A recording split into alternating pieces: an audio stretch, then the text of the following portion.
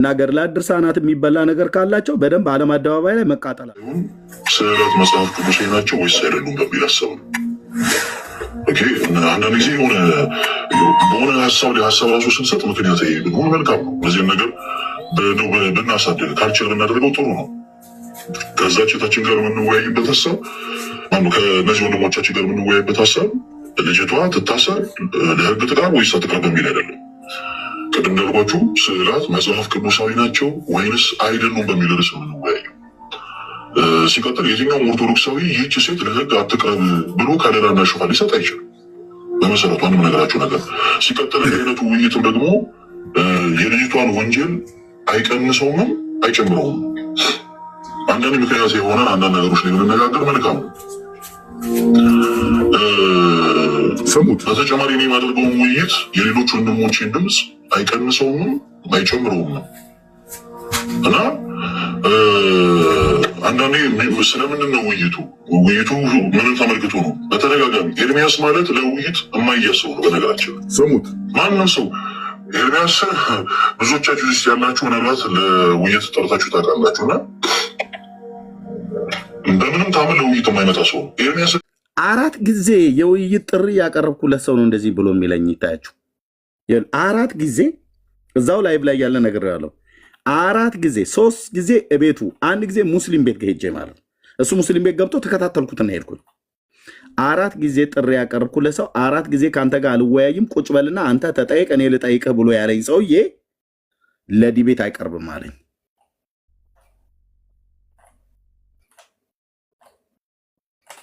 አይቀርብም አለኝ ለዲቤት። ልብ በሉ ትቢት ስትፋንን ይልኝ እዚህ ጋር እዩት። ቀጥሎ የሚናገረው ለውይይትና የምናመጣው ከእርሱ እውቀት ለመጨበጥ አይደለም። ክርስቲያኖቶች ወንድሞች የፕሮቴስታንቶች በጣም በቃ ለረለ እንደው በቃ ኤርሚኮ እንደዚህ ብሎ ኤርሚኮ ብለው የሚያንቆለባብሱት ሰው ምንም አይነት መጽሐፍ ቅዱስ መሰረት እንደሌለው ግን ቲክታክ ላይ ላሉ ለብዙ ሺዎች ፕሮቴስታንቶች ማሳየት እንፈልጋለን። በጣም ብዙዎች የሚመጣበት አጀንዳ ኤርሚያስ የሚባል አንድ የገጠር ተወላጅ 7ኛ ክፍል ትምህርቱን ያቆመ ምንም ጥርጥር የለም። እኔ ነኝ የነገርኳችሁ። እግዚአብሔር ግን አየ በ7ኛ ክፍል ተማሪ ትዕቢተኛውን ወገባ ገዳውን እንደሚሰብር የነቢዩ የአሞጽ አምላክ የነ ጴጥሮስ አምላክ ዛሬም እንደሚሰራ እንድታይ ማለት ነው። እንድታውቅ የመጣበት ፐርፐዝ ምን ነበረ? ኤርሚያስ ምንም አይነት የመጽሐፍ ቅዱስ እውቀት የሌለው ባዶ ቀፎ መሆኑን ለብዙ ሺህ ቲክታከሮች ማሳየት ነው አንደኛው ግቤ ያለው። ከዛስ በእኔ አለማወቅ ላይ ተንጠራርቶ ሃይማኖቴን ሁሉ ነበር ሲሰድብ የነበረው። ቀጥሎ ስሙት። ቆይ ፕሮቴስታንት አላደል አንዳንድ ምክንያት የሆነ አንዳንድ ነገሮች የምንነጋገር መልካም ነው። በተጨማሪ እኔ የማደርገውን ውይይት የሌሎች ወንድሞችን ድምፅ አይቀንሰውም አይጨምረውም እና አንዳንዴ ስለምንድን ነው ውይይቱ ምንን ተመልክቶ ነው? በተደጋጋሚ ኤርሚያስ ማለት ለውይይት የማያሰው ነው። በነገራችን ማንም ሰው ኤርሚያስ ብዙዎቻችሁ ውስጥ ያላችሁ ምናልባት ለውይይት ጠርታችሁ ታውቃላችሁ እና በምንም ታምን ለውይይት የማይመጣ ሰው ነው። ኤርሚያስን ለውይይት የምናመጣው ከእርሱ እውቀት ለመጨበጥ አይደለም። ክርስቲያኖቶች ወንድሞች የፕሮቴስታንቶች በጣም በቃ ለረለ እንደው በቃ ኤርሚኮ እንደዚህ ብሎ ኤርሚኮ ብለው የሚያንቆለባብሱት ሰው ምንም አይነት መጽሐፍ ቅዱስ መሰረት እንደሌለው ግን ቲክታክ ላይ ላሉ ለብዙ ሺዎች ፕሮቴስታንቶች ማሳየት እንፈልጋለን። በጣም ብዙዎች በእኛና በፕሮቴስታንቶች መካከል ያለው የትምህርት ልዩነት ትምህርተ ሥላሴ ነገረ ክርስቶስ ነገረ ድነት ሆኖ ሳለ ፕሮቴስታንት የሚሆኑ ሰዎች ከኛ ጋር እንደው በቃ እንደው ትልቅ አጀንዳ ሆኖ የሚወያዩበት ሀሳብ ስዕላት፣ ስግደት እነዚህ ናቸው እና በዚህ ዙሪያ ማንም መጽሐፍ ቅዱስ መሰረት ኖሮት ቤተክርስቲያኒቱን እየተቸ ቤተክርስቲያኒቱን እየዘለፈ እንዳልሆነ በመጽሐፍ ቅዱስ ማስረጃ እናሳያለን። ይሄ ክርስቲያናዊ ግዴታችን ነው። በነገራችን ይሄ ክርስቲያናዊ ግዴታችን ነው። ተአምረ ኢየሱስ ተአምር 68 እና 69 አንብቡ ፕሊዝ። ኢቭን የቤተክርስቲያን ስርዓት ብቻ ሳይሆን የክርስቶስ ኢየሱስ ራሱ ትእዛዝ ግዴታውን ነበር ሊወጣ የመጣው። ግዴታውን ተወጥተዋል። አዋቂነቱን 25,000 ሰው ባለበት ላይ ተንትኖ አዝረክርኮኝ ምንም መጽሐፍ ቅዱስ እውቀት እንደሌለኝ ጴንጤ ማለት ዝም ብሎ ገለባ እንደሆነ ጭብጥ የማይሞላ መሆኑን በደንብ አሳይቷል። ማጠቃለያ መስጠት ያቃጣው እዛ ቅዳሴ ስለደረሰበት ነው ወገኖቼ። በእውነት እንደዛ ተረዱት። እንዲህ ላገድብሃለሁ ማለት ነው። በኤልያስ አምላክ ፊት እንደዚህ እንጎራደድብሃለሁ ማለት ነው። የሰራዊት ጌታ እግዚአብሔር አምጥቶ ጴንጤው ኤርሚያስ እጅ ላይ ነው የጣለህ። እኔ የፈለገን አላዋቂነት ተንተርሼ ኦርቶዶክስ ማለት ምናምን ነገር ብዬ ለማለት አይደለም። የመጣው የነበረው ኤርሚያስ ጴንጤ ነው፣ ምንም መጽሐፍ ቅዱስ እውቀት የለው። እሱ ማለት ያው ጴንጤ ነው፣ ጴንጤ ስለሆነ ሌላውን ሁሉ ይወክላል። ስለዚህ ከድል አጥቢያ ጉሮ ሸበይ ሊያስጨፍር ነበረ።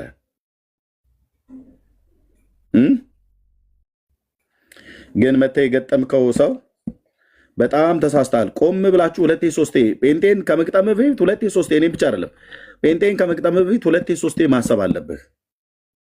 ጌታ ኢየሱስ ምስክሬ ነው አልኩ፣ ማሰብ አለብህ። እኔ ቀረርቶ ዝም ብዬ ጉራ ምናምን ነገር ከወዲሁኛ ጥሩምባ ቀንደ መለከት አናስነፋ ማንችሎን እኛን ምናምን ነገር ብዬ አልልህም። በትዕቢት ግን ተጀረስ ስትመጣ ግን እፊቴ ግን እንደማትቆም አሳያለሁ ከጌታዬ ጋር ሆኜ።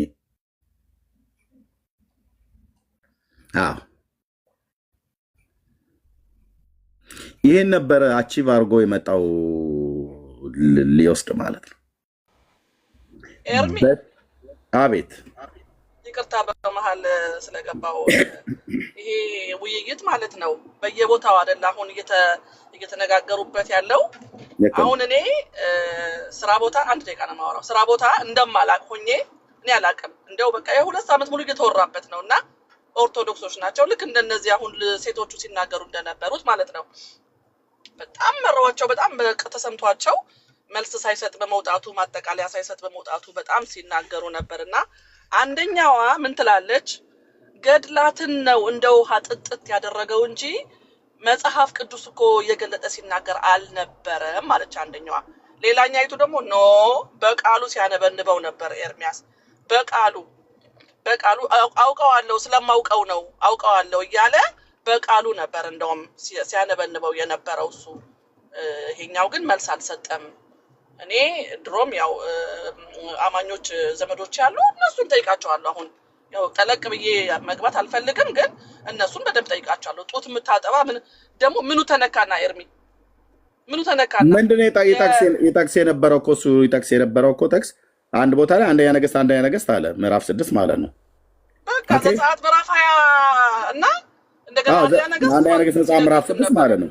ሂድና አንብብልኝ ብሎ ሲለኝ እኔ አውቀዋለሁ፣ እውነቴን ነው ብዬ አውቀዋለሁ።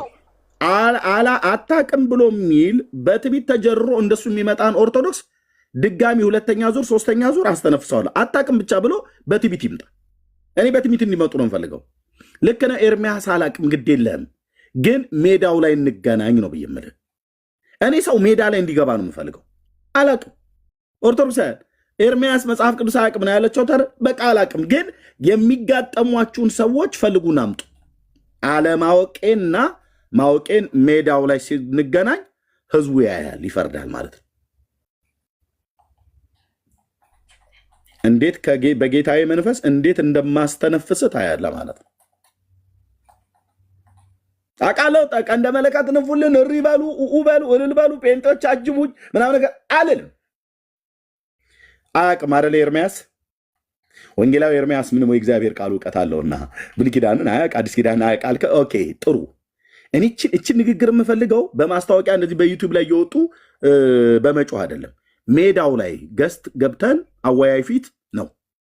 አሁን ከዚህ ወዘልፈኒ ጋር እንደው የብሉይ ኪዳን አሰሳና የአዲስ ኪዳን አሰሳ በወፍ በረር ስጡ ተብለን ብንባል ድንገት ቅጽበታዊ በሆነ ይሄ መብረቃዊ ጥቃት የሚባላል አይደል? ልክ እንደዛ ማለት ነው። ይሄ ተዘጋጅቶ ኮሜንታሪ ምናምን ነገር አንብቦ እሱም አንብቦ እኔም አንብቤ እንመጣ አይደለም። እኔ አንብቤ ማለቅም ኮሜንታሪ በእውነት እግዚአብሔር ምስክሬ። ግን እዛው ሜዳው ላይ ተገናኝተን ማለት ነው። ሜዳው ላይ ተገናኝተን ብሉይ ኪዳንም ማለት ነው በቶራና በክትቪም በነቢም የተጻፈውን ይተነትነዋል፣ እንሰማለን።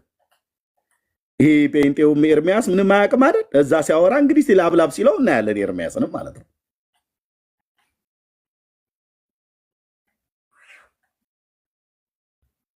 ቀስቅሷቸው ኦርቶዶክሳውያን መምህራኖቻችሁን አንድ ኤርሚያስ የሚባል መጽሐፍ ቅዱስ የማያውቅ ሰው አለ እባካችሁ ኑና ግጠሙት ብላችሁ ቀስቅሷቸው፣ ከበሮ ምቱ፣ ነጋሪት ጎስሙ፣ አበረታቷቸውና ኑ። ከዚህ ሰው የተሻለ የሚያወራ ሰው ካለ ማለት ነው። ብሉይ አዲስ ኪዳን በሙሴ በነቢያት በመዝሙራት በወንጌል በመልእክታት በራእዩ በተጻፈው ማለት ነው በ66 ቅዱሳት መጽሐፍት በብረት ምጣድ ላይ ቡና ሲቆላ ማን እንደሚቆላ ታያለ ማለት ነው። ከዚህ ወዲህ ከዛኛው ወደዛ በምስራቅ ወደ ምዕራብ ከምዕራብ ወደ ሰሜን ወደ ደቡብ ማን እንደሚንጋላታ እናያለን። ቦታው ላይ 25,000 ሰው ባለበት ማን እንደተንገላታ አይታችኋልና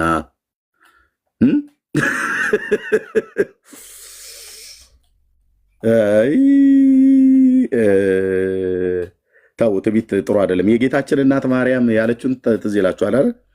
ትዕቢተኞችን በልባቸው ሐሳብ በትኗል ትላለች የጌታዬ እናት። እዛ በሉቃስ ወንጌል መጽሐፍ ምዕራፍ 1 ላይ በተናገረችው ክፍል ላይ በኃይሉ በክንዱ ኃይልን አድርጓል፣ እርሱ በእኔ ታላቅ ስራን አድርጓል፣ ስሙም ቅዱስ ነው፣ ምሕረቱም ለሚፈሩት ነው ካለች በኋላ ትዕቢተኞችን በልባቸው ሐሳብ በትኗል። ይበትንሃል አልኩ መድኃኔዓለም ከነ ትዕቢትህ። አይኔን እንኳን ማየት እስከማይችል ድረስ ነበር አቀርቅሮ የነበረው። እባባም ትውልድ እባቡን ነበር ውስጡ ያየሁትኝ። ጉባኤ ውስጥ በሆነ ነበር እዚህ ላይቭ ዲቤት ላይ ቁጭ ብለህ አጋንንትን ለመገሰጽ ዲቤቱን ትቼ እንትን አለ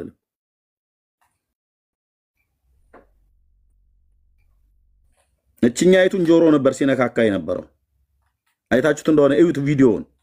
እቼ ግራ ጆሮን 18 ጊዜ የነቀንቃት ነበር። አየህ ትክክል አልደገሙለትም። ሲደግሙለት ሲመትቱለት ጴንጤው ሲያይህ እንዲያፈር አንገቱን እንዲያቀረቅር ናም ነገር ብሎ የሚል ትክል ድንጋይ ላይ ቆሞ በሱዳንኛ የመተተ ደብተራ ነበር።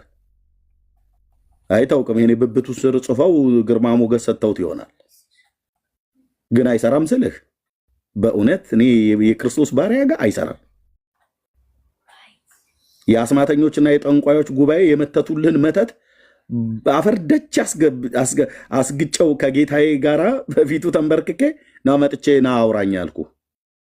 አስማቱ አልረዳውም። ሌላ ልቅ ፈልጉ፣ ወደ ቻይና አካባቢ ጥሩ የሚጠነቁሉ አሉ። ያው ኦርቶዶክሳውያን በወገኖቻችን ብዙዎቹ ጠንቋይ የሚፈልጉት አዋቂ የሚባል አለ አሉ። ወደ ቻይና አካባቢ ትንሽ ከራቀባችሁ ይመጣሉ። ዲያስፖራ ማስገባት ነው። ምን ክፋት አለው? እንዲህ ነው የማላገጥብህ ማለት ነው። ኤልያስም ያላገጥባቸው ነበር ይላል።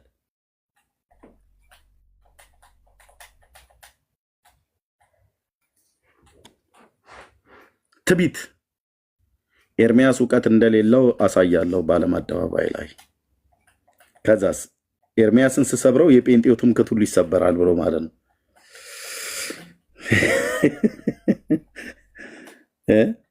አንደኛው ደግሞ ምን አለ? አይ ሁለቱም እኮ ዲያቆናት ናቸው፣ ሁለቱም የአንድ ቤተክርስቲያን ዲያቆን የተጣሉት አለ። አይ እኔ በቀድሞ ነው ያልኩ። ሁለቱም ቤተክርስቲያን ባስተማረች በፍጹም የኢትዮጵያ ኦርቶዶክስ ተዋሕዶ ቤተክርስቲያን እኔ መጽሐፍ ቅዱስ አላስተማረችኝም በፍጹም። ዳርያዝ እኔ አስተማረችኝ ያው ሳሊ ለነ ቅድስት ነው። እሱን አልክድም። እኔ መጽሐፍ ቅዱስ እንደዚህ የገለጥኩትኝ ጴንጤው ጋር ነው። ጴንጤዎቹ ሲያገኙኝ ማርጌታ ሲያገኘኝ ጴንጤዎቹን ንስሐ ካስገቡኝ በኋላ በል ከዚህ በኋላ እዛዝ እያልክ አትንቀጭቀጭ አሉ። ቁጭ በልና መጽሐፍ ቅዱስ አንብብ አሉ። በጣም የመከሩኝ ምክር ማረሳ። ቁጭ በልና ያው ለኤርሚያስ እዚህ እዛ ወዲያ ወዲህ አትበል። ያመንከውን ጌታ እንድታውቀው መጽሐፍ ቅዱስን አንብብ። ወንድማችን አለባቸው ተካ ይባላል። አሁን ፓስተር ነው። የኢትዮጵያ ጉባኤ እግዚአብሔር ቤተክርስቲያን 6 ኪሎ አጥቢያ አሴምብሊ ቸርች እሱ ነበር መጀመሪያ ጌታን በተቀበልኩበት ቀን ወደ ጓሮ ወስዶ ከጸለይልን ወንድሞች መካከል አንዱ እሱ ነበር። ስልክ ቁጥሬን የያዘው እሱ ነበር፣ ይከታተለኝ ነበር። ከዚህ በኋላ ዘፈንም አትስማ ምንም አትል፣ ከጓደኞች ተለይ እና ወደ ቤተክርስቲያን ቅረብ፣ መጽሐፍ ቅዱስን አንብብ፣ ከቅዱሳን ጋር ህብረት አድርግ፣ የመጽሐፍ ቅዱስ ጥናት አለ፣ በቤት አንብብ፣ በህብረት በቤተክርስቲያንና እዚህ ፕሮግራም ከሌለ እኛ ጋር እዚህ ጉባኤ እግዚአብሔር ምንድነው ፕሮግራም ከሌለ እዚህ እንጦጦ መካነ ኢየሱስ የሚባል አለ፣ እዚህ ሽሮ ሜዳ ብሎ ነገረኝ። ከአሜሪካ ኤምባሲ በላይ ከፍ ብሎ ያለ ቸርች እዛ ሄድ፣ እዛ ጥሩ ትምህርት ይሰጣሉ ብሎ እሱ ነው የነገረኝ። ከዛ ደግሞ እዚህ ደግሞ 70 ደረጃ ጋር ህብረት አምባ ቃለ ሕይወት የሚባላል ለዛ ፓስተር ጎሳ የሚባላል ለዛ ምትሄድ ደግሞ ጥሩ ትምህርት አላቸው ብሎ ማለት ነው። እነ ሙሉ ወንጌል ቤተክርስቲያን የሚባሉ አሉ እነሱ ጋር ሂድ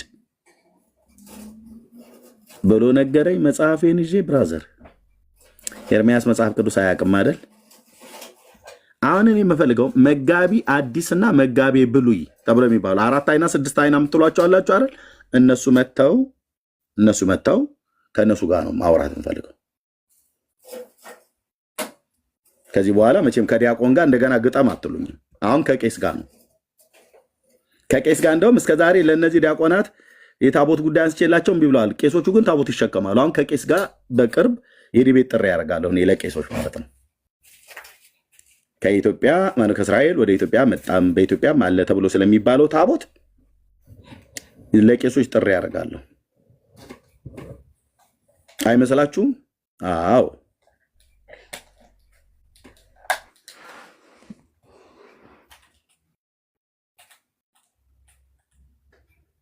እችን ነው ሊያወራ የመጣ የነበረው።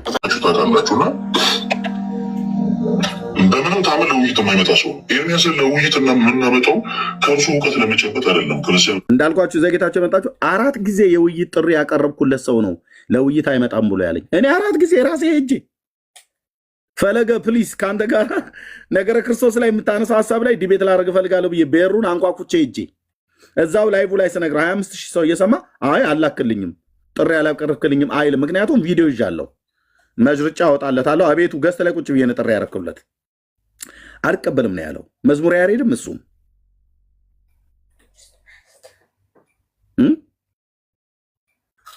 እንደ አክሊለ ብልጥ ናቸው ብራዘር። አክሊለ መጀመሪያ በታቦት አለኝ። ኦኬ አልኩት፣ ተቀበልኩትኝ።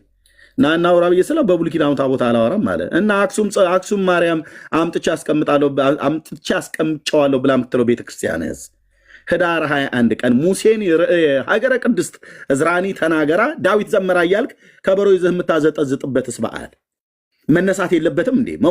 መወሳት የለበትም እንዴ? አይመስልም? ታሪኩ መብራራት የለበትም እንዴ? አለበት ስልህ አለበት። ስለዚህ እሱን ታሪክ እውነት ለማድረግ ቅድመ ልደተ ክርስቶስ 970 ወደ ንጉሥ ሰለሞን ጋር እንሄዳለን። ታሪክ ማን እንደሚያውቅ፣ ጂኦግራፊ ማን እንደሚያውቅ፣ የቅዱሳት መጽሐፍትን ታሪክ፣ የእስራኤልን ታሪክ ማን እንደሚያውቅ ሜዳው ላይ ስንገናኝ እናወራለን። ኤርሚያስ ጉራ እንዳትጎር። ኧረ አልጎርም ብራዘር አልጎርም። እኔ ስላሴ ባሪያ አሳይሃለሁ እዛ ስትመጣ ማለት ነው። የሺህ ፍልጥ ማሰሪያው ልጥ ይላል የሀገሬ ገበሬ ትንሽ ቆጣ ሲል ማለት ነው። የሺህ ፍልጥ ማሰሪያው ልጥ ይላል። ትመጣለህ ማለት ነው። አክሱም ጽዮን እመቤታችን መታ በንጉሥ በሰለሞን ዘመነ መንግስት ወሆረት ንግሥት አዜብ ከመጥራሂው ጠቢሁ ለሰለሞን ብሎ ያለውን የደብተራውን ወሬ እኔ ፊት ታወራዋለህ። ከዛስ የሚያወያየን ሰው ደቂቃውን የጥያቄውን ደቂቃ 40 ደቂቃ ነው የሚያደርገው። ለተለት 40 ደቂቃ ለጥያቄ ማለት ነው። ለእኔ 40 ለእሱ 40። አቅም አላቸው አያልቅባቸውማ። አቅም ያለው ሰው ደቂቃ ይጨመርልኝ ይላል።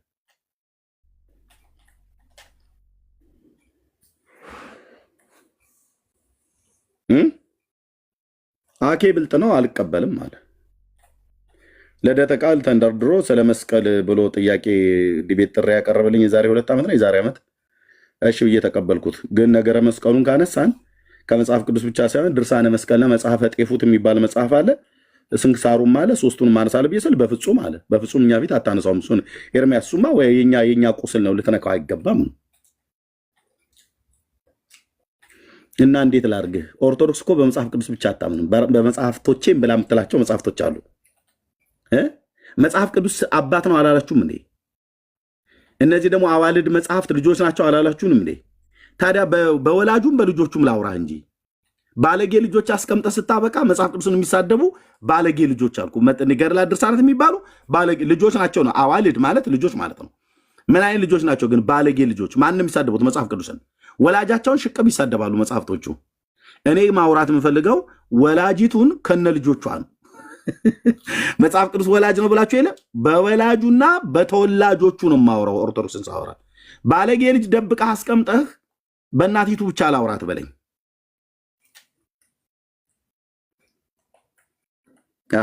ስንት ዲቃላ ልጅ ቁጭ አድርጋ ማለት ነው። ዲቃላ ያልኳቸው እንደ ዲቃላ እንኳን አንዳንድ እኮ ዘር ይይዛል።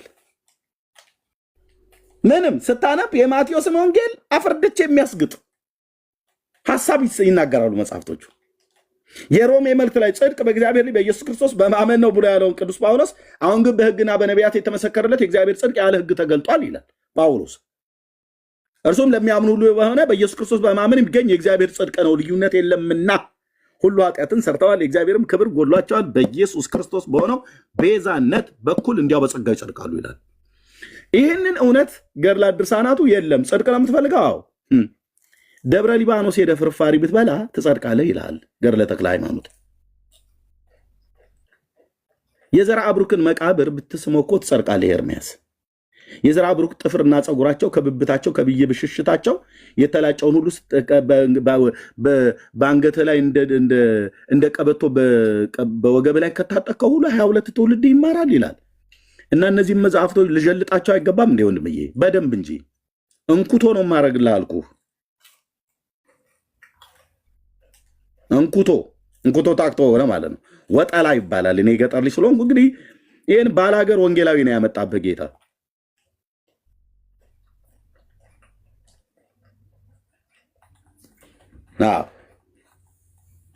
ወጠላ ወይ እንኩቶ ይባላል። እንኩቶ ስናነኩት እሳቱ በደንብ እንዲለበልበው እንደዚህ ቀና እያደረግን በእንጨት ነገር እንደዚህ እናደርገዋል። በደንብ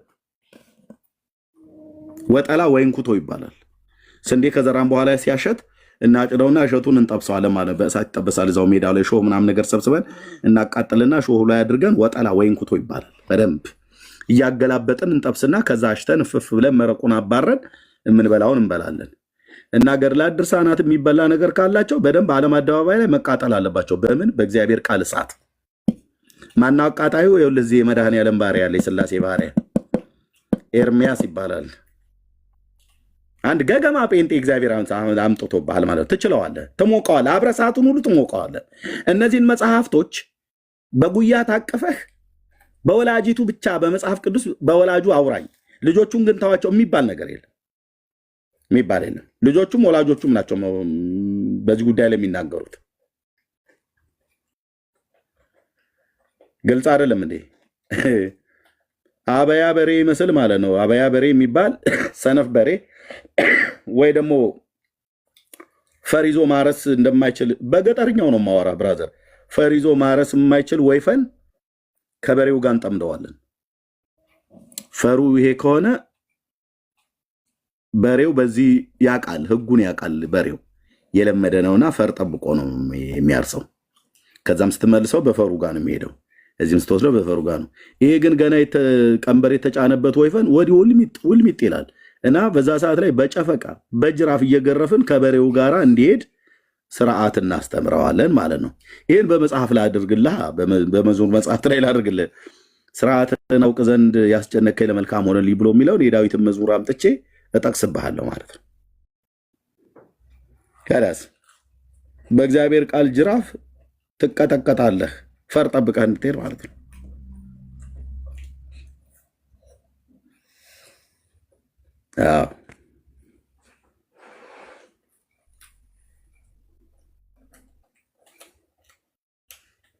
ከላዩ በኋላ ሲነስር ታየዋለህ። እንዲህ የንቀታቸው ጥግ እኮ አልኩህ አንተ። ውዳሴ ማርያም አንብበህ ጴንጤ ላይ ትደንፋለህ እንዲህ ወንድሜ። ኧረ እኔ ኦርቶዶክሳውያን እውነቴን ልንገርህ። አዎ በቀድሞ የኢትዮጵያ ኦርቶዶክስ ክርስቲያን ዲያቆን የነበርኩ ነኝ ብራዘር። ዝም ብሎ ሸከሬ አይደለሁም፣ ጄኒውን የሆንኩ ዲያቆን ነበርኩኝ። ከብፁዕ አቡነ ናትናኤል እጅ የተቀበልኩ እቀድስ የነበረ። አንድ ሚስጥር ግን ልንገራቸው ኦርቶዶክሳውያን ፕሊስ፣ የአፄ ቴዎድሮስ አይነት ግጥም እንዳይደርስባችሁ። የጎጃምን ንጉሥ ሲንቁ እንደተባለው ማለት ነው። ጴንጤን አትናቅ። ጴንጤ እኮ ዝም ብሎ ቃዛ አዳራሽ ተሰብስባችሁ ኪቦርድ ትመታላችሁ። በቃ ጌታ ነው ነው የእናንተ እኮ ሙያችሁ ይሄ ነው። ኢየሱስ ጌታ ነው። በቃ ይሄ ነው እኮ እውቀታችሁ። ከዛ ሃሌሉያ ነው የምትሉት አላችሁን? አዎ እንደዚህም እንላለን። ተያስ ባለፈ አትለኝም? ናና ሞክረን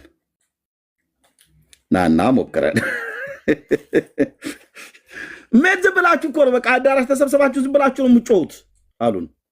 አሁን ጮኋለን። የምሕረቱና የፍቅሩ ብዛት ያስጮኸናል። አንተዬ እኔን ወደድኩ ብሎ ሲለኝ አላስጮኸኝ ምን ያስጮኸኛል? እኔ አሁን እኔ እግዚአብሔር ልጅ ተብዬ ስጠራ ይሄ አላስጮኸኝ ምን ያስጮኸኛል? ብራዘር ወረት በሌለበት በዘላለም ፍቅሩ ወደድኩ ብሎ ሲለኝ እኮ የ4 ኪሎ ቤተመንግስት ያለው ወንድማችን ጠቅላይ ሚኒስትር ዶክተር አብይ አይደለም እኮ ያለው። እሱ እንኳን ብሎ ቢል ምን ያህል ልብህ እንደሚሞቅ አስብ። የጠቅላይ ሚኒስትሩ ወንድም ተብለህ ለመጠራት ማለት ነው ካላቸው ፖዚሽን የተነሳ 130 ሚሊዮን ህዝብ የሚመሩ ጠቅላይ ሚኒስትር ወንድምህ ብለው ቢጠሩ ምን ያህል ልብ ይሞቃል? ትራምፕ እኮ አይደለም እኔ ወንድሜ ወይ ደግሞ የተወዳጀኝ ወዳጄ የሆነኝ ወደድኩ ብሎ ያለኝ ሰማያትና ምድርን በውስጡ ያሉትን ፍጥረታት የፈጠረ ልዑል አምላክ ቅዱስ እግዚአብሔር ልጁ ኢየሱስ ክርስቶስን ልኮ መውደዱን ቀራንዮ ኮረብታ ላይ አብራራልን። ፍቅር ተተረካልኩ የት? ቀራንዮ ኮረብታ ላይ ፍቅር ተብራራ አልኩ ለሰው ልጅ ሁሉ በትክክል ለተረዳው የአጥንታችን መቅኔ ውስጥ በደም ስራችን ውስጥ የገባ ፍቅር በዚህ መልኩ ተተረከ። ፍቅር በዚህ በኩል ተብራራ። የትኛውም ዲክሽነሪ የምታገላብጥ ይሄንን ፍቅር ይሄ ፍቅር ማለት ኤ እንዲህ ማለት ነው፣ ቢ እንዲህ ማለት ነው፣ ወይ ሀ እንደዚህ ማለት ነው፣ ለ እንደዚህ ማለት ነው። ሐመሮሃ እና መ ደግሞ ተመሳሳይ ናቸው። ረሰ ሸ ብለህ እስከ ፐ ድረስ የኢትዮጵያን ሆሄያት ቆጥረህ ወይ እስከ ዜድ ድረስ እስከ ዜድ ድረስ ቆጥረህ ልታብራራው የማትችለው ፍቅር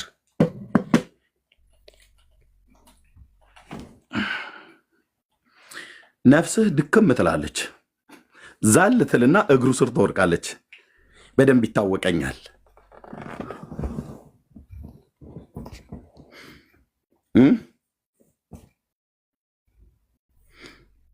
ይሄ ጌታ ነው በጴንጤው ኤርሜያስ ውስጥ የሚሆን በወገኖቼ ውስጥ በደም ስራችን በአጥንታችን መቅኔ ውስጥ የገባ ፍቅር ይሄ ፍቅር ነው። ዳሩ የታቀና የፍቅር ትርጓሜ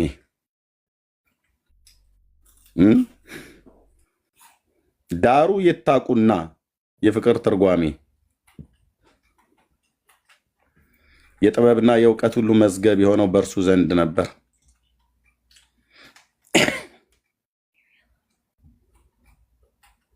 እኔን ስለወደደ ተጨነቀ፣ እኔን ስለወደደ ተሰቃየ፣ አንተን አንቺን ስለወደደን ተሰቃየ። አፉንም አልከፈተም፣ እንደሚታረድ በግ በሸላቾቹ ፊት ዝም እንደሚል በግ በማስጨነቅና በፍርድ ተወሰደ። ስለ ሕዝቤ ኃጢአት ተመትቶ ከሕያዋን ምድር እንደተወገደ ከትውልዱ ማን አስተዋለ ብሎ ኢሳያስ ትዝብቱንም ትንቢቱንም ጽፎት አለፈ። መስቀሉ ስር ቁጭ ብሎ የጻፈው ነው የሚመስለው። እሱኛው ነቢይ ደግሞ የእሱኛው ነቢይ ደግሞ አይብሳ እንተዬ ከብሉይ ኪዳን ነቢያት አዲስ ኪዳን የጻፈ እኮ ነው የሚመስለው። ቁጭ ብሎ መቃብሩን ከባለጠጎች ጋር አደረጉ ብሎ ሀብታሞችን በሚቀበሩበት መቃብር እንደሚቀበር የአርማትያስ ዮሴፍን ስሙን ነው እንጂ ያልጠራው። አርማትያስ ዮሴፍ ማለት ከአይሁድ ሸንጎ መካከል ከነበሩት አለቆች መካከል ነበር። የጌታ ስውር ደቀ መዝሙር ተብሎ የሚጠራ ነው። ኦርቶዶክስ አሁን ጴንጤ ፊት ቀርበ መጽሐፍ ቅዱስ ልታወራ አንተ አታፍርም? ሰኔ ጎልጎታ አንብበ የበረታ እኮ ብታነብ አንተ ፍካሪ ኢየሱስ የሚባል መጽሐፍ እኮ ነው የምታነበው።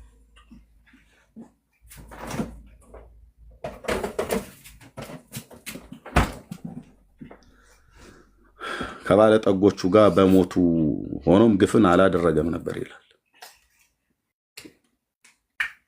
ከአመፀኞች ጋር ተቆጠረ። በደንብ ነው ያያቸው ኢሳያስ። በደንብ በትንቢት መነጽር በደንብ ነው ያያቸው። አናጋሪው ትንቢት አናጋሪው የተባረከው ጌታ መንፈስ ቅዱስ ስለሆነ በደንብ ነው ከ740 ዓመት በኋላ የሚፈጸምን ትንቢት መስቀሉ ስር ቁጭ ብሎ የጻፈው ይመስል ኢሳያስ ጽፎት አለፈ።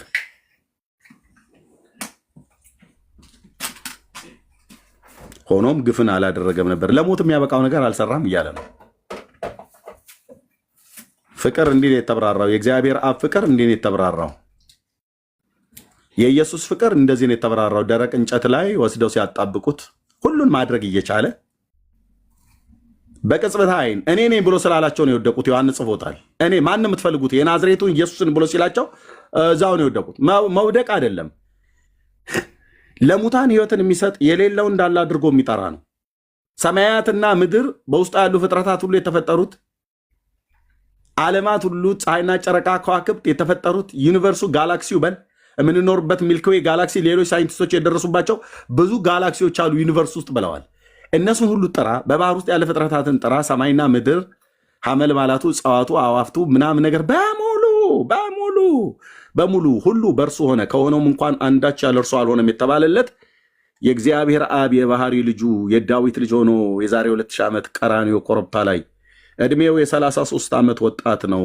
ይሄ ወጣት ግን ወጣት ብቻ ግን አልነበረም።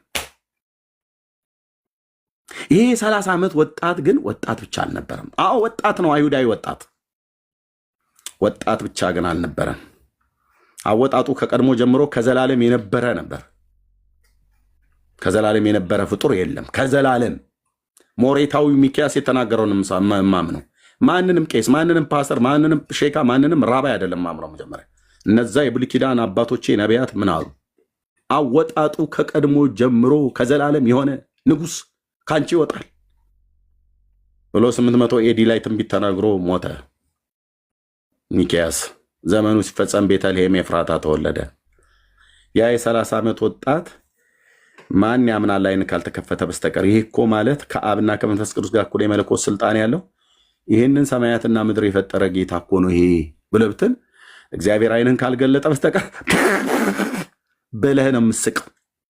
በማ በጌታ በኢየሱስ ሳቁበት እኮ ብዙዎቹ አላወቁትም። ብርሃን ወደ ዓለም ይመጣ ነበር፣ በዓለሙም ነበር፣ ዓለሙም አላወቀውም ይላል። አላወቀው በዓለም ነበር፣ ገና ዓለሙ አላወቀውም። የት ያውቃል እያለ ማለት ነው። አላወቀም። አንድ ገሊላ ውስጥ ያደገ የተወለደው ግን ቤተልሔም ኤፍራታ እንደሆነ ማንም አያውቅ። ና መላያውን አምጣ ብሎ ሲለው ዮሴፍ ያመጣል። ይታዘዝላቸውም ነበር ይላል። የኔ ትሁት የኔ ጌታ ይታዘዝላቸው ነበር ይላል።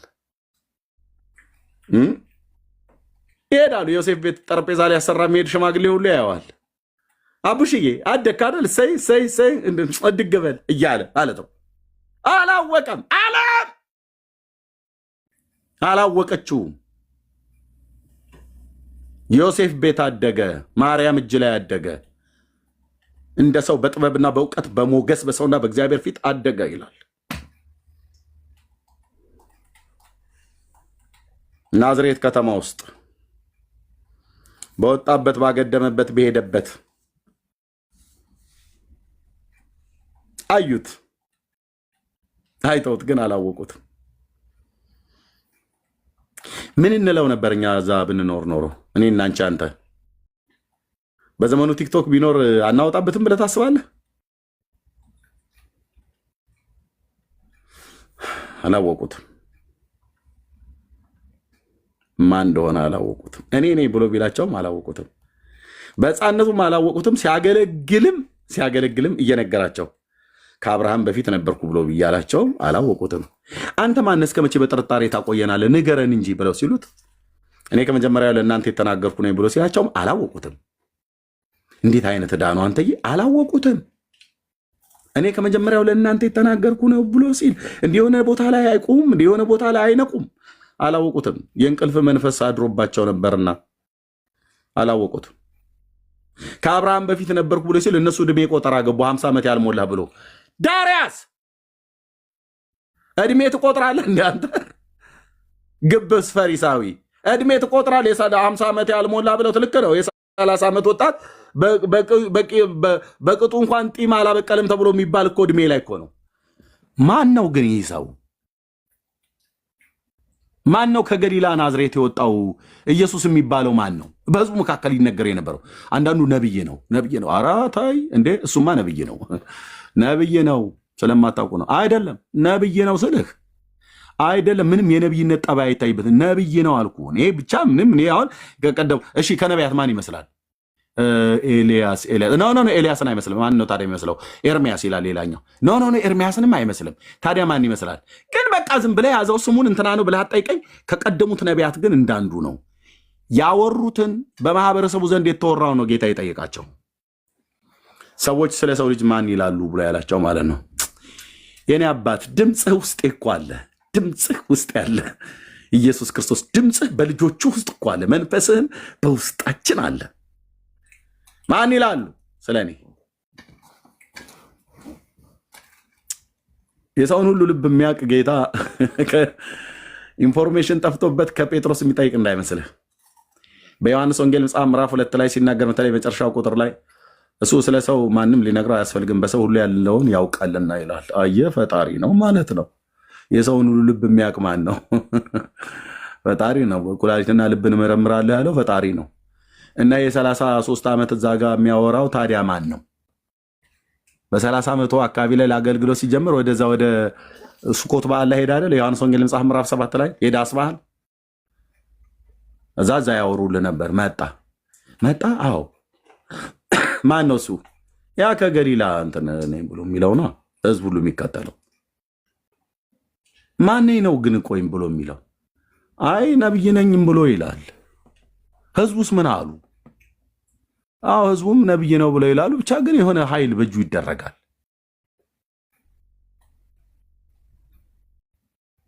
አንዳንዶቹ ደግሞ ተነስተው በተለይ ቁጥር 27 ላይ ያሉት ዮሐንስ ወንጌል መጽሐፍ ምዕራፍ 7 ቁጥር 27 ላይ ያሉት የዚህ ዘመንን ትውልድ ይመስላሉ፣ ጭፍኖች እና ግማሹን ትይላል። ማን ነው? እኔ እንጃ። እንደ ነቢይ ያጫውተዋል እያለ የሚል ማለት ነው።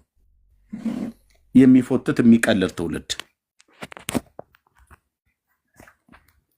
ግን ማንኛ አለሱ?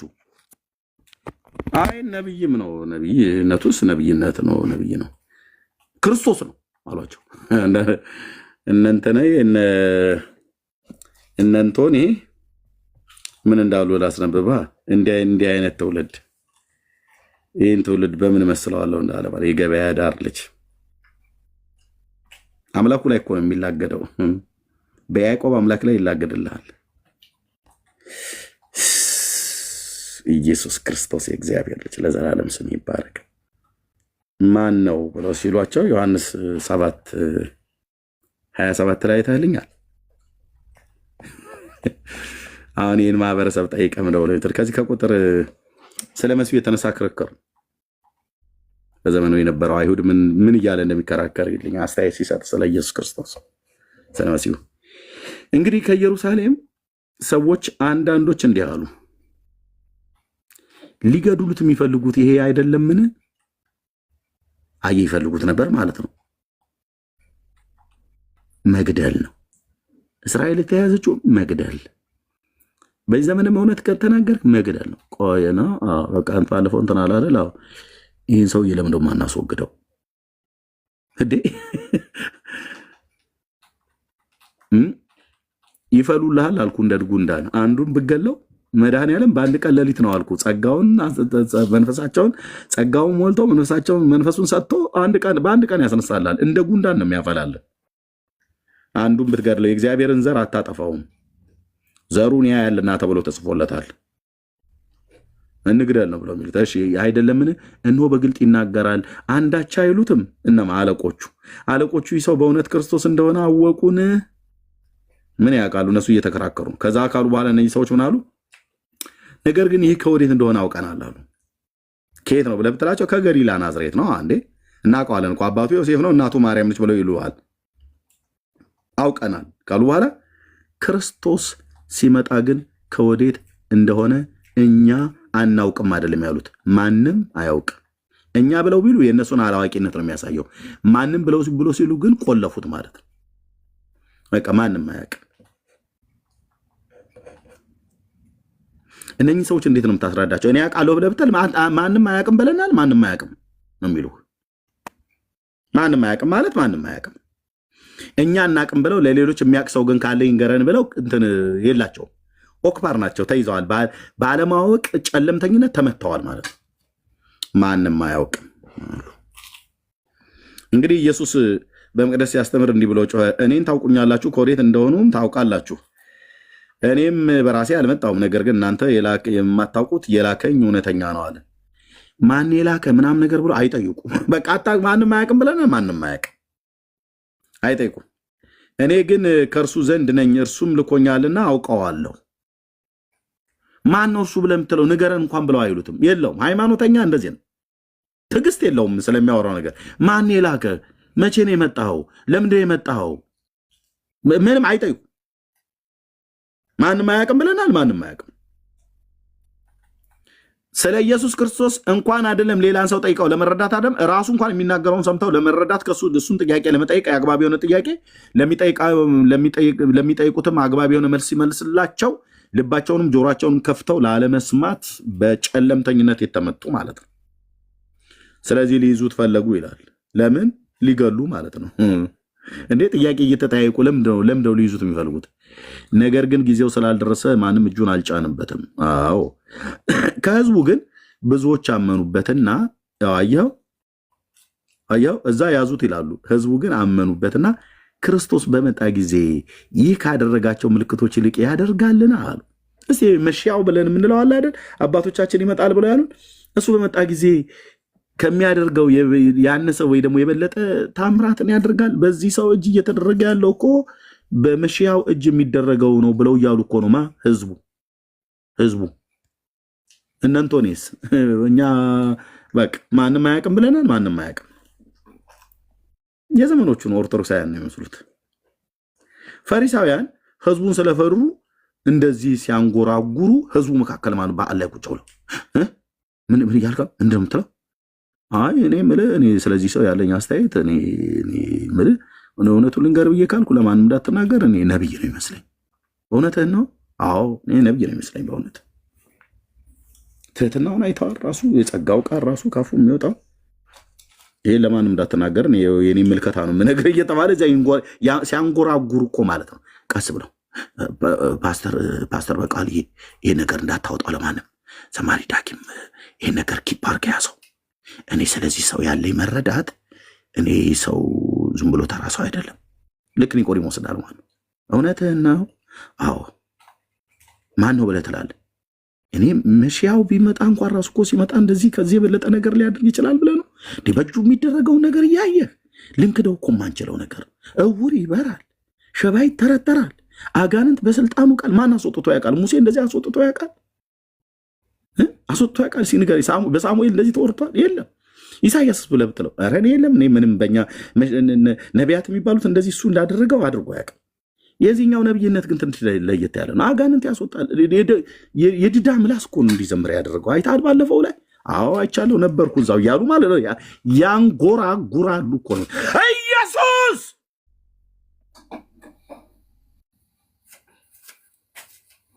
ጉዳይ ነው። ታንጎራጉራለህ በሱ ላይ። ሴቱን ቁጭ ብሎ ቤት ውስጥ ሽንኩርቷን እየላጠች እንደው ያ ነብይ ነኝ ብሎ የሚል ሰውዬ መጥቷል ከገሊላ። እንደው ግን ምን ይመስልሻል እማሆይ እንትና ምናምን ነገር እያሉ ማለት ነው። አንጎራጉር አጉረምርም እንደ እርኩምና እንደ በቀቀን ወፍ ማለት ነው። ዳዊት እንዳለው እንደ እርኩም የሚባለው አሞራ በቃ ዝም ብሎ ብቻውን ነው የሚያወራው። ብቻውን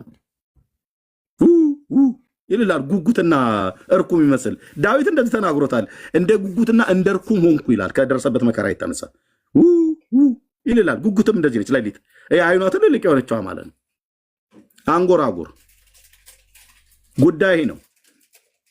የዳዊት ልጅ ኢየሱስ ረገጥ አድርገን እንናገራለን። ያድናል፣ ይታደጋል። እና ሲያንጎራጉሩ ሰሙ። የካህናት አለቆችም ፈሪሳውያንም ሊይዙት ሎሌዎችን ላኩ። ቀስ ብላችሁ ያዙት፣ ግዴላችሁም ይሄን ሰውዬ ያዙት፣ በዓሉ ላይ መጥቷል አሉ። ፈልጉት። የት አካባቢ ነው ድንኳን የተከለው? የለም ወንድሞች ሁሉ ጭምር መጥተዋል የተባለው ግን በዓሉ ላይ መጥቷል። እስኪ አፈላልጉትና ቀስ ብላችሁ ያዙት። ሎሌዎች ቀስ ብላችሁ በማይታወቅ ሁኔታ ሄዳችሁ ቀስ ብላችሁ እንዳቸኩሉ፣ በዓሉንም እንዳትረብሹት። ያው ሰው እየበላ እየጠጣ ነው 7 ቀን። ቀስ ብላችሁ ያዙት። በሲስተም አጥምደ በመጀመሪያ በንግግር ያለ ያጠምዱት ይመጡ ነበር። ቸር መምህር ሆይ የዘላለም ሕይወት እንዳገኝ ምን ማድረግ ይገባኛል እያሉ ማለት ነው። የሰው ልጅ አዳም 2 እግር ሁለት እግር ተንኮለኛ አምላክን እንዲህ ትለዋለህ ስላላወቁት። ቸር መምህር ሆይ ለሰው ፊት ሳታዳላ እንደምትናገር እናውቃለን። በእውነት ለሮማ ቄሳር ግብር መክፈል ተፈቅዷል አልተፈቀደ ብለው ማለት ነው። ራሳቸው እኮ ሊመልሱት የሚችሉትን ነገር ማለት ነው። ቆይስቲ ያውቃል አያውቅም ብለው ማለት ነው። የእውቀት ልቀቱን ሊለኩ የኢየሱስ የእውቀት ልቀት ሊለካ። ወይኔ እብደት፣ ወይኔ እብደት። እኔ ስጋዬ እየተበጨቀ ስለነሱ አፈርኩኝ። ቀስ ብላችሁ ያዙት፣ ቀስ ብላችሁ በዓሉ እንዳትረብሹ። ህዝቡ በስርዓት እየበላ እየጠጣ ነው። ብቻ ቀስ ብላችሁ ያዙት። መያዝ አለበት። ለምን ሊገሉ ስትይዙት እኛ ቀስ ብለን ዞር አድርገን እንደፈዋለን ብለው ማለት ነው። እንደፈዋለን። እንደዚህማ እያለ ህዝባችንማ እየበጠበጠ እያወከ ሊኖር አይችልም። ለምን ልንገለው? ያው ሊገድሉት ማለት ቀስ ብላችሁ ያዙት። እኛ ከያዛችሁት በኋላ እንዴት እንደምናደርግ እናውቃለን ብለው ማለት ነው። ጽድቅ በአመፀኞች ጉባኤ ተገኝቶ ብርሃን በጨለማ መካከል እየተመላለሰ በጽድቅ ይራመድ ነበር። ባለግርማው ኢየሱስ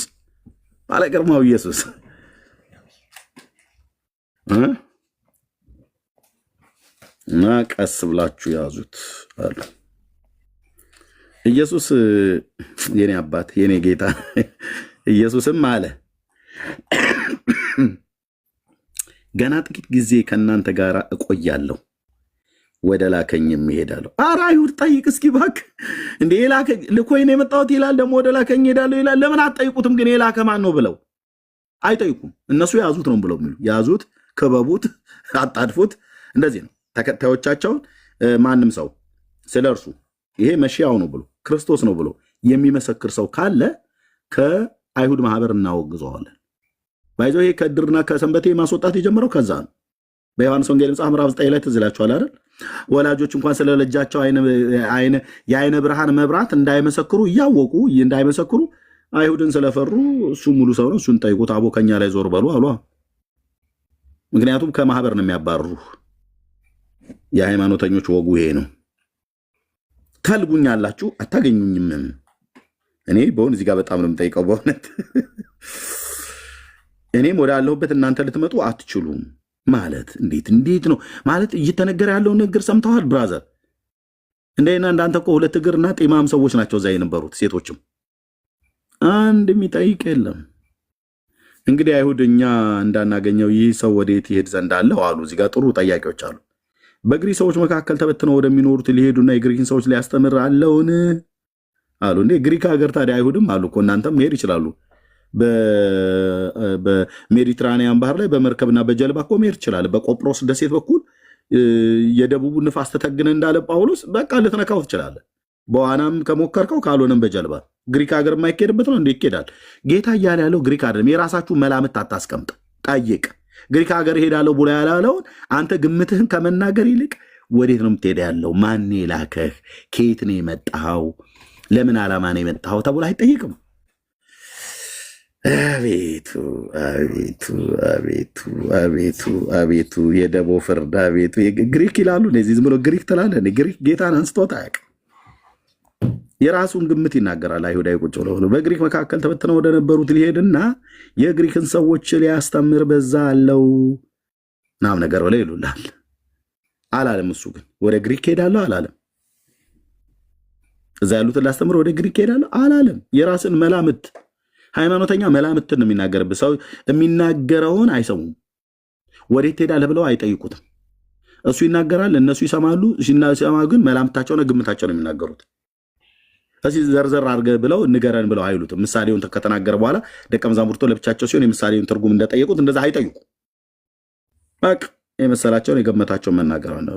አንድ ቤንጤ የሚባል ህዝብ መጥቷል እንዳሉ ማለት ነው። ጊዮርጊስ ቤተክርስቲያን የዛ መሀል እንኳንም ነገሩኝ። የዛ ሌሊት ቄሶቹ ውሸት እኮ ነው የነገሩኝ። እና ኤርሚያስ ውሸቱን ነገሩኝ እንኳንም ነገሩኝ ብለህ ትላለህ። አሁን እንኳንም ነገሩኝ፣ ውሸት ነግረውኝ ወደ እውነት አመጡኝ። የኦርቶዶክስ ቄሶች ጌታ ይባርካቸው። ቤንጤ ነው ቤንጤ የሚባል ማህበረሰብ ተነስቷል ብለው ማለት ነው። ለእኔ ለባላገሩ የከብትረኛ እና ዲያቆን ሆንኩት ሲነግሩኝ እና ስራቸው መቼስ እንዲመሰላችሁ እንዲ ወገኖቼ ሳንቲም ይረጫሉ፣ በኮርኒስ ላይ እንዲህ ይላሉ፣ ኢየሱስ ከኔና ከአንቺ ይወለዳል እያሉ ደግሞ እዛው መብራቱን አጥፍተው ወንድ ከሴት እየተያያዙ ይተኛሉ ብለው ነገሩ። ይለኔ ምን አልኩኝ? ህግ ባለበት ሀገር ኧረ ኤርሚያስ ስንት ጉድ መሰለ የሚተደረገው። እና ቤት ዘግተው በቃ መብራት ያጠፋሉ። የሆነ የሚጨፍሩት ነገር አለ። እሱን ከጨፈሩ በኋላ ኢየሱስ ከኔና ከአንቺ ይወለዳል እያሉ በቃ ጨለማን ተገና አድርገው አጠገባቸው ያለትን ሴት አሮጊት ምትሆን ወጣት አፈፍ ያደርጉላል፣ ይተኛሉ። ይሄ በኦርቶዶክስ ቤተክርስቲያን አውደ ምሕረት ላይ ሁሉ ጭምር ሳይቀር የተሰበከ ነው። እኔ ገገማው ገበሬ ጆሮ ገባላ። እኔን ደግሞ አታምታታኝም ስልህ ሄዳ አሳየኝ እልሃለሁ። የማታሳየኝ ከሆነ ተደብቄ ሄጄ አየዋለሁ። እንዲህ አይነት ጠባ ያለ መድኃኔዓለም ሲፈጥረኝ አየህ፣ ተደብቄ ሄጄ አያለሁ። መንፈሳዊ ነገር እንጂ ከመንፈሳዊ ነገር ጋር አስተያይተን የምንቀበለው መንፈስ በሚያስተምረን ቃል። ከዛ ውጭ ግን ተደብቄ ሄጄ አያለሁ። አንተ ምን ጉዳይ አሳይ እልሃለሁ። የማታሳየኝ ከሆነ በሌላ በኩል እነካዋለሁ አልኩ። ሄጄ አያለሁኝ። እና የዛን ቀን ምን እንደወሰደኝ አላቅም ብያለም። ጌታ ነው የወሰደኝ ወደ ኤግዚቢሽን ማዕከል። ቁጭ ብዬ ልንፋስ ልናፈስል ከነጋቢ ማለት ነው። ደረጃው ላይ ቁጭ ብዬ ወደ ታች ወደ እስጢፋኖስ እና ወደ ቤተመንግስቱ እያየሁል ነው እየቃኘው እና የሆነ የየራሳቸውን ልብስ የለበሱ አንድ አይነት ማች የሚያደርግ አይደል። ግማሹ ነጠላ አድርጓል፣ ግማሹ ግን በቃ ሱፍ የለበሰ ነው። ግማሹም እንደዚህ ሽንሽን ቀሚስ የለበሱ እጃቸው ላይ መጽሐፍ ቅዱስ የሚመስል ነገር የያዙ ወደ ኤግዚቢሽን ማዕከል ሲገቡ አየሁ። እነዛ ጉደኞች ሳይሆኑ አይቀርም ብዬ ተከታትዬ አብሬ ምን እንደወሰደኝ እዛን ቀን ማን እዛ ታዛቢ ሆኜ ንፋስ ተቀባይ መስዬ ማለት ነው። ለወትሮዬም አድርጌ የማላውቀውን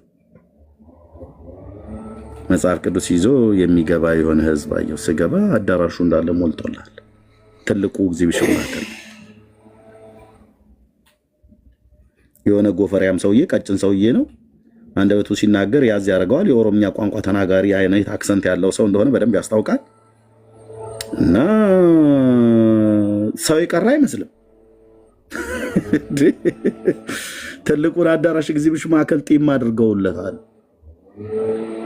እና የሆነ ጎፈሪያም ሰውዬ ቀጭን ነው፣ እዛ ቆሞ ይሰብካል። እየሰበከ ሰውየው ብቻውን እንዳይደለ ያወቅኩትኝ የሚናገረው ነገር እየመጣ እኔ ልብ ውስጥ ነበር የሚገባው። ከነጋቤ ቁጭ ብዬልሃለሁ። ደግሞ በለስ ቀንቶኝ ቦታ የተገኘው በሴትና በሴቶች መካከል ነው። አንዲት ወጣት ሴት፣ አንድ አሮጊት ሴት፣ በእሷ መካከል ነው ወንበሩ የተገኘው። መብራቱ በሚጠፋ ሰዓት ላይ እኔ በለስ ቢቀናኝ እኔም ከጠበሉ ልቀምስ ማለት ነው።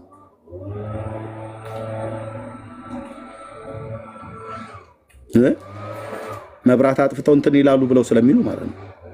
በሴቶችና በሴቶች መካከል ወንበር ተገኘልኝ። ቁጭ ይቀባሉ ብለው ስላሉ ተጠንቅቄ ነው ቁጭ አልኩት። ማን ይሞታል ብራዘር እንዴ? ይቀባሉ፣ ስለሚቀቡ ተጠንቀቁ ብለውናል። ወፍጮ ቤት ገብቶ ሰው ዱቄት ሳይነካው፣ እቺን ምሳሌ ዛሬ ሰማሁት። የካ ሚካኤል ባለው ወፍጮ ቤት ገብቶ ሰው ዱቄት እንደማይነካው በእውነት በመናፍቃን አዳራሽ ገብቶ ሰው ሳይነካ አይወጣም። ይቀባሉ አሉ እና ተሸማቀቅ ያልኩ ድኩ ላይ መስል ተሸማቀቄ ነው ቁጭ አልኩት እንዳይነኩኝ። ከነጋቤ ሙልሙል ያልኩ የገጠር ልጅ ብታየኝ አልኩ። ያኔ እንደዚህ እንዳሁን ድሙሽሙሽ ብያ በአስማት የቆመ ፓስታ ነበር የምመስለው። ጋቢውን ብታነሳው ትንሽ ጋቢው ከርፈፍ ለብሎ ስላለኝ በጋቢውን ብታነሳው እንዳልኩ አይነት ማለት ነው። ግን እግዚአብሔር ሀገሩ የት ነው ብሎ ሲል ነበር የከብት እረኛ። ጌታዬ እንዴት እኮ እንደሚያገኝ እኔ ያ ጎፈሪያም ሰውዬ እዛ ይሰብክልሃል አልኩ። ይሰብካል። የሚሰብከው ስለ ነቢዩ ኤልያስ ነው። የእግዚአብሔር መሠዊያ ፈርሶ በዓል በምድር ላይ ጣዖት ሆኖ ተተክሎ የእግዚአብሔር ሕዝብ በግልሙትና ብሎ የሚለው ቃል አለ። ያቺ ጋለሞታ ሴት ይላል። ማን እንደሆነች አላውቃትም ነበር። ያቺ ጋለሞታ ሴት አስታት ኤልዛቤል ብሎ የሚለውን ቃል እንኳን የለመድኩትኝ ጴንጤ ከሆንኩ በኋላ ነው። እዛ የለም። እዛ እማሆይ ወለተ ጊዮርጊስ ነው፣ ወለተ ስላሴ ነው። ያቺ ጋለሞታ ሴት እያለ ይናገራል። ማትሆን ደግሞ እያልኩ ማለት ነው። ይሰብክላል። ሰውየው ብቻውን አይደለም። እኔ እንኳን የኦርቶዶክስ ዲያቆን እዛ ቁጭ ብዬ ብቻውን አይደለም። ምን አለበት ብለህ አትለኝም? መንፈስ። ምን አይነት መንፈስ? ያኔ ምን አይነት መንፈስ እንደሆነ አላውቅም። የተባረከው ጌታ መንፈስ ቅዱስ ግን በላዩ ላይ ያለበት አቤት የሚናገረው ቃል በጌታ በኢየሱስ እንደ ሰዓት ጉማጅ እየተቆረጠ ነበር ልቤ ውስጥ ይገባ የነበረው።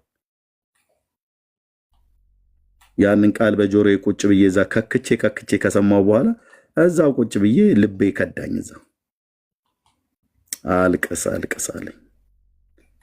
በስመ አብ ወወልድ ወመንፈስ ቅዱስ አሐዱ አምላክ ድርሳን ዘቅዱስ ሚካኤል ሊቀ መላእክት ወእንተ ክቡር ወትሕትናሁ ጸ ብዬ ስልልም ምንም እሱም ሊያስቆመው አልቻለም። የልቤ ብርታት ሲሸነፍ ይታወቀኛል። ለምን ኳ ለምን አትልም? ጸጸ አይደለም ሸዋ ብለህ ብትል ሸዋ ተሰርተሃል። ኤርሚያስ ለጽድቅ ተጠርተሃል እዚህ እና እዛኔ ጳ ልልሃለሁ ቁጭ ብዬ ጉባኤ ውስጥ እንትን ያ የሚናገረው ነገር ልቤን እያሸንፈው ነው። እንዳይነኩኝ ተጠንቅቄያለሁ።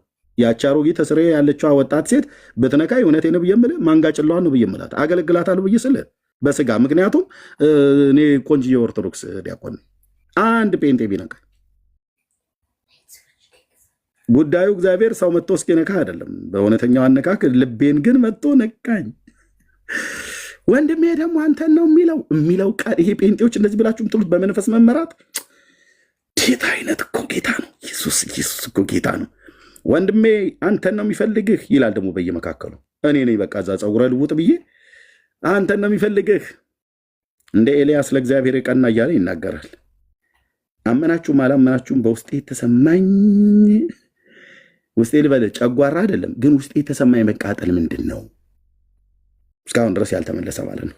በዚህ መቃጠል አለቀስኩ። ስቅ ብዬ አለቀስኩ። ሰይፈ መለኮት እየደገምኩ እያለሁ እዛው ድርሳነ ሚካኤል እየደገምኩ እያለሁ እንዲያስጥለኝ ከዛ ከጎፈሬያም ሰው ንግግር እንዲያስጥለኝ ማለት ነው። ምክንያቱም ተሸነፍኩ። ለዛ ስቅ አልኩ።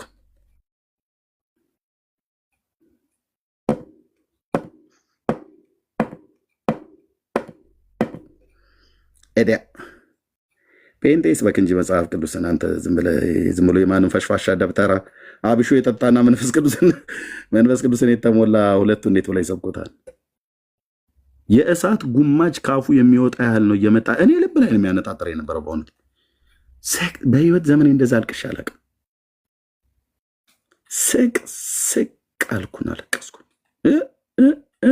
እያልኩ ማለት ነው። ግማሹ በልሳን የሚሉት ነገር ይጸልያሉ። እኔ አላቅለም። እዛ ለቅሶ ሲበረታብኝ ተነስቼ ወጣሁኝ።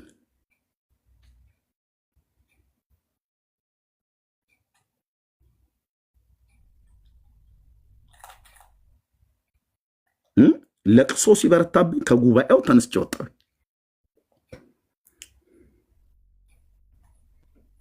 እያለቀስኩን እስጢፋኖስ ቤተክርስቲያን በር ላይ 55 ቁጥር መጠበቅ ነበረብኝ። ከአየር ጤና 55 ቁጥር ትመጣ ነበር። ፈረንሳይ ለጋሲዮን ቀበሌ 07 ነው ራስ ካሳ ግቢ ጋ የተከራየሁትኝ። ይሄ ነው የእረኛው ታሪክ። በጌያው ጌታ ፊት በኤልያስ አምላክ ፊት የምነግራችሁ 55 ቁጥር መጠበቅ ነበረብኝ። ያንን ደረጃ እያለቀስኩ ወረድኩኝ። የኤግዚቢሽን ማዕከል ወጣሁኝ። እዛ ቁጭ ብዬ 55 ቁጥርን እየጠበቅኩ እያለሁ አለቅስ ነበር። የሰውየው ንግግር ፓስተር አይደለም ያኔ ወንጌላዊ ነበር። የፓስተር ታሪኩ ቴዎድሮስ ንግግር ኤልያስ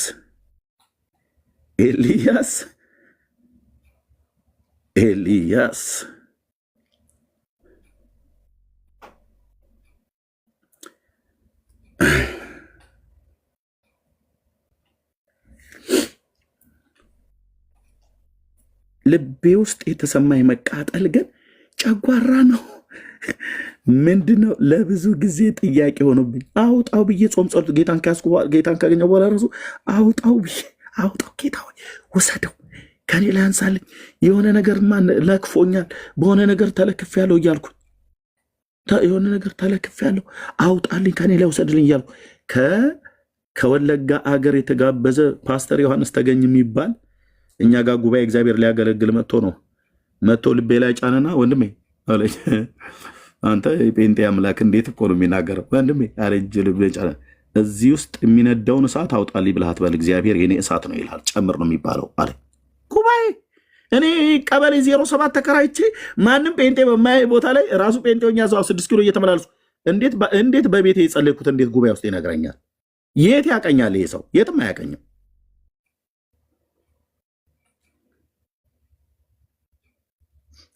የኔ እሳት ነው ይልሃል አለ።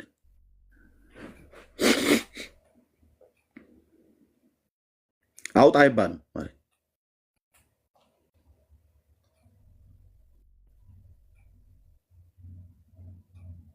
እና በቃ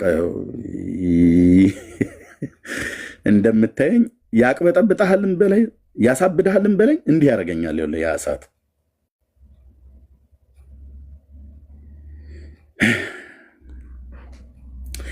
ያስለቅሰኛል፣ ያስገርመኛል፣ እልል ያስብለኛል። ኢየሱስ ብዬ በውስጤ ባለው በመንፈስ ቅዱስ ኃይል ድጮ ያደርገኛል። አታውቁትም ብዙዎች ትዝታዬን አይደለም በየመካከል ኢየሱስ ብዬ ሻውት ሳረግ ስጮህ ዝም ብዬ ቅዠት መስሎ ከሆነ ተሳስተሃል።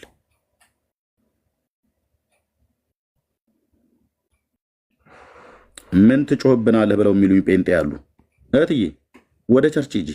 ይህንን ቤት አንፎሎ አድርገሽ እንደዚህ ብላችሁ የምትሉ ጴንጤዎች ካላችሁ ወደ ቤት ግባ። ሄድና ገላትያን አጥና። ሄድና እግዚአብሔር መንፈስን ስጠኝ በለው። ምን ትጮህብኛለህ አትበለኝ ብራዘር። የጽድቅን ጩኸት እንጮኋለን እንጂ ጻድቁ ጌታ ያድናል ብለን እንጮኋለን እንጂ።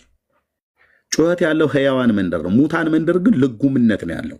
ብዙ የሞታችሁ ጴንጤዎች አላችሁ። መንፈስ ዴድ የሆነ ማለት ዴድ ስፒሪት። ቁጭ በልና ንስሐ ገብተህ መባረክን የምታውቅ የኛ ጌታ በለው። መዳሰስን የምታውቅ የኛ አለኝታ ዛሬም ደግመ ጎብኘን እንደ ቃልህ የኛ ስጋ ሞቶ አንተን እንድናዬ። ቤትን ዝጋና እንደዛ በለዚህ መተህ ጴንጤ የሆነ ለምን ትጮህብኛለህ ትለኛለህ? እንደ አንተ ሰውዬ ገና ለአንተ ላስረዳ እንደ የምጮህበትን መንፈስ ምን ያስጮሃል? ኤርምያስ ይላል ብራዘር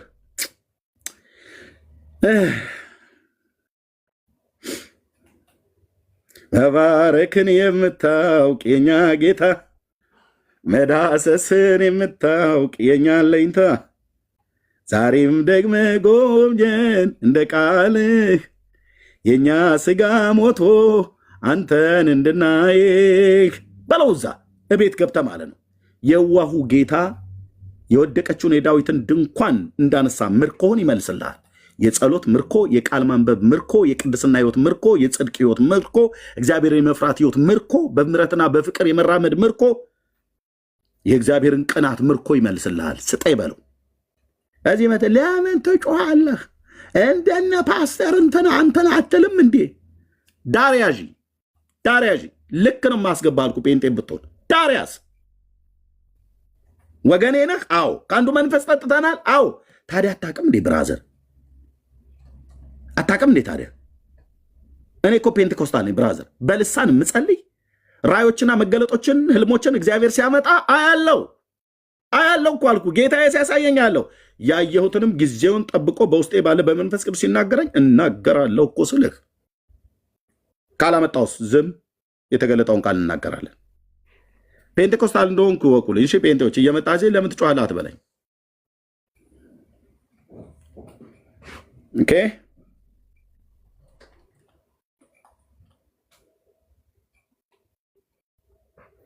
ሰው መጥቶ ጴንጤ ሆኖ እንዴት ለምን ትጮኻለህ ምናምን ነገር ብሎ ሲል ብራዘር ምን አይነት ጩኸት ነው የምንጮኸው? ከበዓሉ በታላቁ በኋለኛው ቀን ኢየሱስ ቆሞ እንዲህ ብሎ ጮኸ። ጩኸት በአላህ ሄዶ ጩኸት ምነው አንተ የሃይማኖት መምህር አይደለም እንዴ? ለምደው ግን የምጮኸው? እኛ የሃይማኖት መምህር የምናውቃቸው ዝግ ርግ ብለው ምናምን ነገር ወንድሜ ኦኬ። ሃይማኖተኝነት ማለት ልጉምነት ማለት አይደለም። ሃይማኖተኝነት ማለት መለፍለፍም ማለት አይደለም። ግን በእግዚአብሔር መንፈስ ቅዱስ ስትመራ የሚያስጮህ ከሆነ ትጮኻለህ፣ የምትሰብክ ከሆነ ትሰብካለህ፣ የምትተነብይ ከሆነ ትተነብያለህ። መናፍስትን በስልጣኑ ቃል ታወጣለህ ማለት ነው። በኢየሱስ ክርስቶስ ስም ጮኸ። እንዲህም ብሎ ማንም የተጠማ ቢኖር ወደ እኔ ይምጣና ይጠጣ፣ በእኔ የሚያምን መጽሐፍ እንዳለ የህይወት ውሃ ወንዝ ከሆዱ ይፈልቃል። ይሄ ነው ኤርሚያስን የሚያስጮኸው። ይሄ ነው ፔንቴኮስታልን የሚያስጮኸን። እሺ ተሰምቻለሁ። ይሄ የህይወት ውሃ ወንዝ ነው የሚያስጮኸኝ። የት ነው የፈለቀው? በሆዴ በመንፈሴ ማለት ነው። ይሄ ምንድን ነው? ስለማን ነው የሚናገረው? ይሄ ወንዝ ውሃ ምንድን ነው? ይህ ግን በእርሱ የሚያምኑ ሊቀበሉ ስላላቸው ስለ መንፈስ ተናገረ። ስለ ሆሊ ስፒሪት ማለት ነው። ኢየሱስ ገና ስላልከበረ መንፈስ ገና አልወረደም ነበረና። እሰየኔ ጌታ። ታዲያ ከሆዱ ይፈልቃል ብሎ ያለው ምን ነበር? ልሳናት፣ የጸጋ ስጦታ፣ መገለጥን፣ ጥበብና ማስተዋልን፣ የእውቀትና የጥበብ የማስተዋል መንፈስ ያርፍበታል እንደተባለ ማለት ነው። የኔ ጌታ ስምህ ለዘላለም ይባረክ። አባቶችን ነቢያት ትንቢት ያናገርህ በአንተ መንፈስ ተመርተው ትንቢት የተናገሩ ሕዝብን እስራኤልን ከብት ወደ በረት እንደሚነዳ ወደ እረፍት ትመራቸው የነበርክ የእግዚአብሔር መንፈስ ቅዱስና ገናናው ስምህ ለዘላለም ይባረክ። አንተ ድምቀታችን ነህ። አንተ ሕይወታችን ነህ። አንተ የእኛ ሰሪ ነህ። አንተ የእኛ ሞሻሪ ነህ። ለሙሽራው ለኢየሱስ ክርስቶስ ለመምጣት የተዘጋጀን እንድንሆን የምትሰራን እንፈቅድልሃለን። አዎ እንፈቅድልሃለን። የጌታዬ መንፈስ እንፈቅድልሃለን። ባሪያ ዳዊት እንዳለ በማለዳ ምሕረትን አሰማኝ፣ አቤቱ ነፍሴን ወደ አንተ አንስቻለሁ። አንተ አምላኬ ነህና ፍቃድህን ለማድረግ አስተምረኝ፣ ቅዱሱ መንፈስህን በጽድቅ ምድር ይምራኝ ብሎ እንዳለ፣ አዎ ጌታ መንፈስ ቅዱስ ልዩነታችን ከአንተ መንፈስ የተነሳ ነው። አንተ ዝም ብትለን ምንም ነን። ምንም ያላንተ መንፈስ በእግዚአብሔር መንግስት ውስጥ እንኳን ቃልን አንስተን ልንናገር አይደለም ምንም የፈሰሰ ውሃ እንኳን ልናቀና ማንችል ሰዎች ነን። ያላንተ ደካሞች ነን። ያላንተ ሙታን ነን። ያላንተ ምንም ነገር የምናውቀው የለም።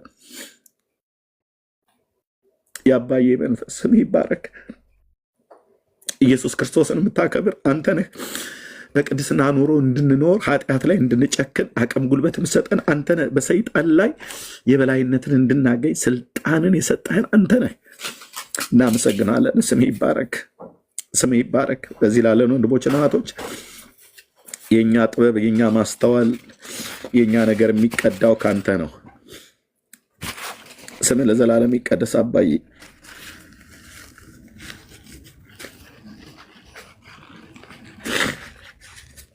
ስም ለዘላለም ይቀደስ አባባ። ቴንክ ዩ ሎርድ፣ ቴንክ ዩ ሎርድ፣ ቴንክ ዩ ሎርድ።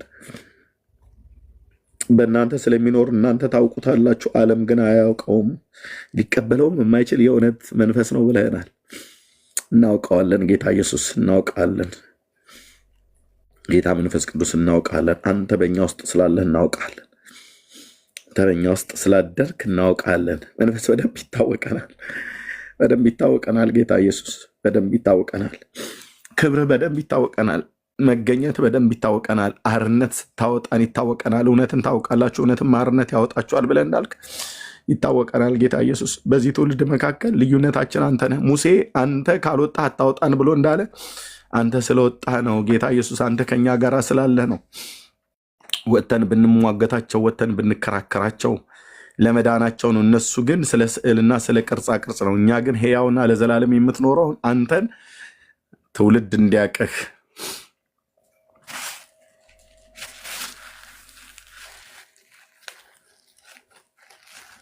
ለበደል ለኃጢአታችን የተሰቀልከው፣ የሞትከው፣ የተቀበርከው፣ በሶስተኛው ቀን ከሙታን የተነሳው በስምህ ንስሐና የኃጢአት ይቅርታን አግኝተን ከዘላለም ፍርድ እንድንድን ከዘላለም ጥፋት እንድንድን ለሕይወት የሚሆን ንስሐን የሰጠህን ሕይወትና አለመጥፋት ወደ ብርሃን የወጣው በአንተ ነውና የዳዊት ልጅ ኢየሱስ ክርስቶስ ለዘላለም ቅዱስ ስም የተባረከ ይሁን። እንኳን ልጆች ያደረከን አባ፣ እንኳን ያንተ ልጆች ያደረከን፣ እንኳን በልዩነት እንድንመላለስ አደረከን። ጥበብና መንፈስ ይቃወሙት ዘንድ አልተቻላቸውም ተብሎ በቅዱስ ቃል እንደተጻፈ በሚመጡትም ዘመናት ላይ ጌታ ኢየሱስ ሆይ በምንቆምበት ስፍራ ሁሉ የሚናገሩት አጥተው ቃላት ጠፍቶባቸው ድግምታቸው ፈርሶ መተታቸው ፈርሶ ሕዝቤ ብለህ ከዓለም ርኩሰት በጠራው በጴንጤ ፊት ቆመው ማናቸውም ሰዎች ሲናገሩ የሚናገሩት አጥተው እንዲንተባተቡ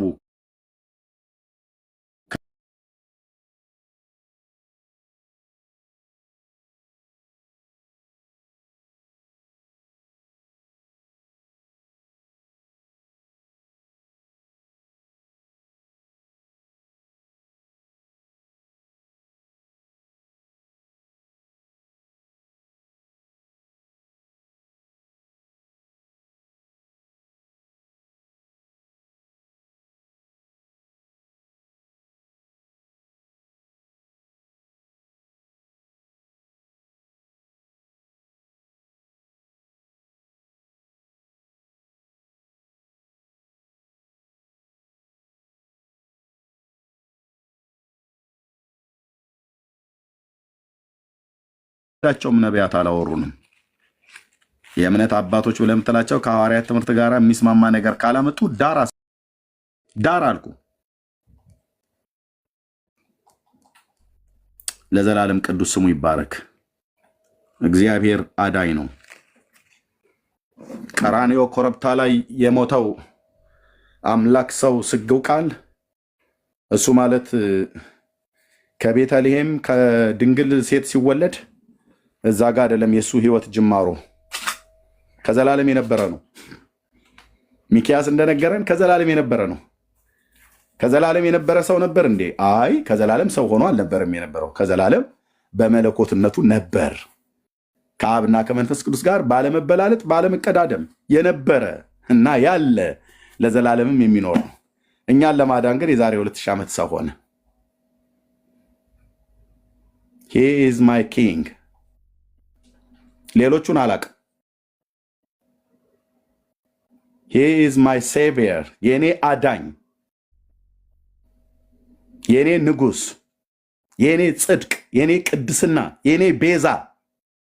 ሌላውስ በእግዚአብሔር ቃል ጠራርጌ ገደል ከትልሃለሁ። ማንንም አናቅ፣ ማንንም አናቅ።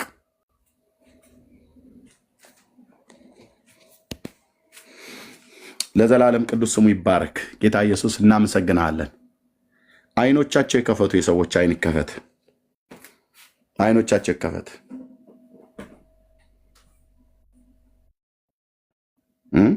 አይኖቻቸው ይከፈት። እሺ አይኖቻቸው ይከፈት። ብዙዎች ወንድሞቼ እናቶቼ ዘራችሁን በልቶ የጨረሰ የአጋንንት ሰራዊት ህይወታችሁን ተቆጣጥሯችሁ ስታበቁ አትገበዙ። እሺ እግዚአብሔር ነፃ እንዲያወጣችሁ ከሞት እንዲያድናችሁ ጸልዩ። ቤተሰቦቻችሁን እኮ ሞትን እኮ ይበላው። እንዴት እንደሞቱ እንኳን ሚስጥር ነው። እስካሁን አንዳንዶች አታውቁ። አጋንንት እንደበላቸው ታውቃላችሁ።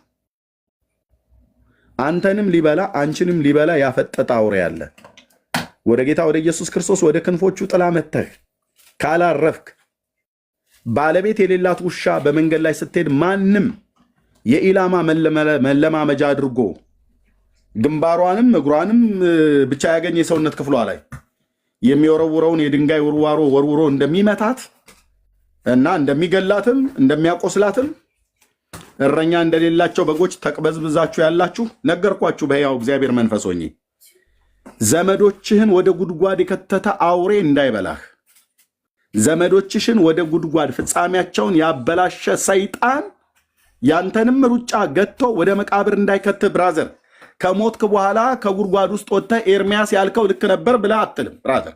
ትሄዳለህ ማለት ነው፣ ትጭራለህ። ይሄ ድምፅ ግን በሲኦል ውስጥም ገብተህ ታስታውሰዋለህ። ሲኦል ማለት አንዱ የዘላለም የጸጸት ስፍራ ማለት ነው ወንድሞች እናቶች፣ የዘላለም የጸጸት ቦታ ማለት ነው። ሲኦል ማለት ሰው በህይወት ዘመኑ የሰራውን ስተት መልሶ ሊያስተካክለው ወደማይችለው ዓለም ውስጥ ነው የሚጠራው።